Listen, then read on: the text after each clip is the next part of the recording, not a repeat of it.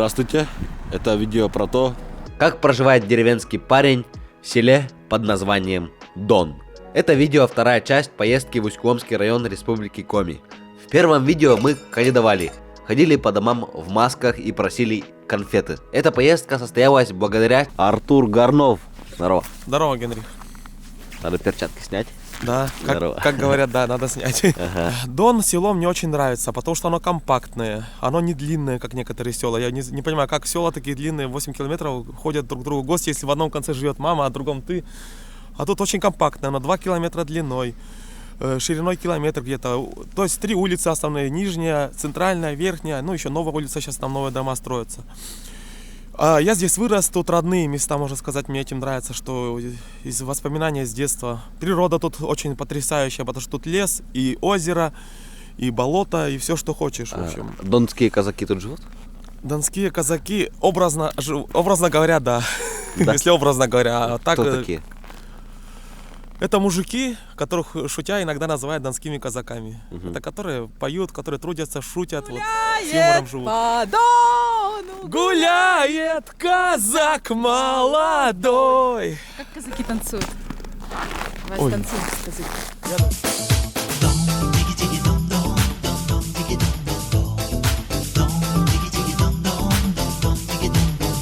Рядом с селом Дон находится озеро Дон-Ты. Это реликтовое озеро. Озеро окружает сфагновое Донское болото. Озеро находится примерно в 1,5 километрах от села Дон, но мы к нему проехать зимой не смогли. Дорога не чищена. И это село основали рыбаки. Мгм. Они пришли вот туда на гору, где возвышенность там у нас, они увидели вот это озеро, оно где болото вот сейчас, да, говорят, что это все было большое озеро сплошное раньше. И когда солнце уже заходило, закат, они, или рассвет наоборот был, вот это я точно, кстати, не знаю. От солнца тот цвет каленый цвет этот красный, он отдавал такое отражение по озеру, что озеро оказалось таким красным, каленого цвета. А каленый цвет по коми это как бы переводится как доналем. Ну, печка, когда накаливается, доналема, ну, накалилась. И вот они посмотрели так, о, доналема. И вот от этого образовалось село Дон. Дон. Расскажи, каково жить в селе? Это сложно? В селе жить, я думаю, что несложно, если ты любишь трудиться. Вот женщина, если как Золушки любят, Золушка, она всегда работала, трудилась, потом принц к ней пришел. Иногда я шучу, вот если кто-то работает из девушек, я говорю, вот ты Золушка, говорю, надо трудиться.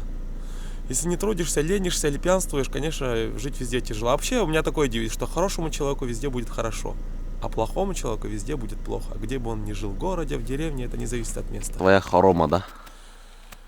На данный момент, да, эту хорому построил мой папа. Я еще маленьким был.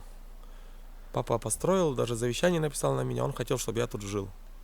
Так и получилось. Смотрите, какое огромное пространство. Это дом такой большой. Нас сюда заселили.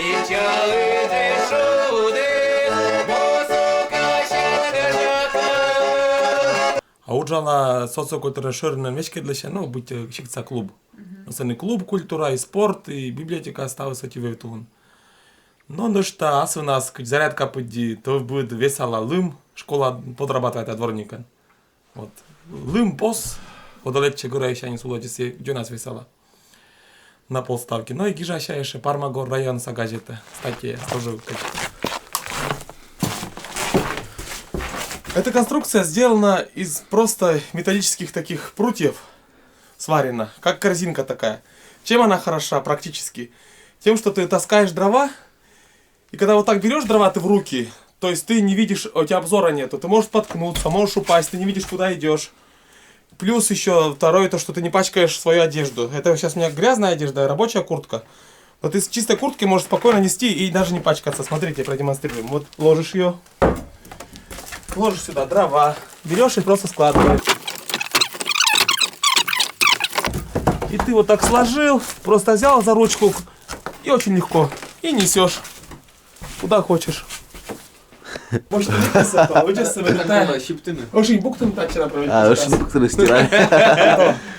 Как бы чувствовать себя, как будто ты где-то на корабле. Это грязь из Дон-Ты, говорят, лечебная и очень полезная. Ты это Я вам анекдот тоже расскажу. Мужик едет на машине. Такой едет, ничего не думает. Бах, лобовуху воробей. Бум. Сбивает воробья. Вылазит из машины, останавливается, смотрит, воробей лежит. Подобрал он воробья этого, жалко стало. Увез домой. У него от попугая клетка осталась, посадил воробья в клетку в эту. Напоил тому, короче, перевязал бинтом. Сам уехал по делам. Воробей оклемался после этого столкновения. Смотрит решетки. Лапами держится за решетку. Точно убил мужика. Вой, вой, вой, кошевой! Научила Марья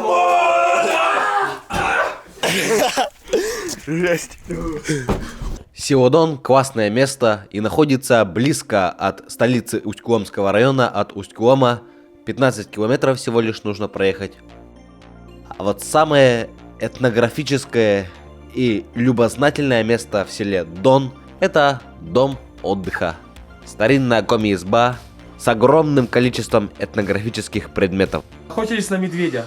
Его выкуривали из берлоги. Он дышал когда. И брали его прям сонного и протыкали медведя. На нос, получается, лодки ставилось. Сейчас прожектора используют, но это браконьерство считается. Сюда травишки ложились, сожигалось, и, получается, в темное время суток видно было вот поверхность озера, и видно, как рыба там просто стоит. Брали такую острогу, просто рыбу, вот, например, щука, вот покажу вам.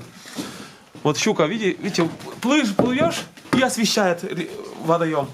И щука стоит. Ты видишь щуку, берешь острогу и протыкаешь и вытаскиваешь. Это что? Коньки. Предметов, связанных с жизнью коми-народа, правда море.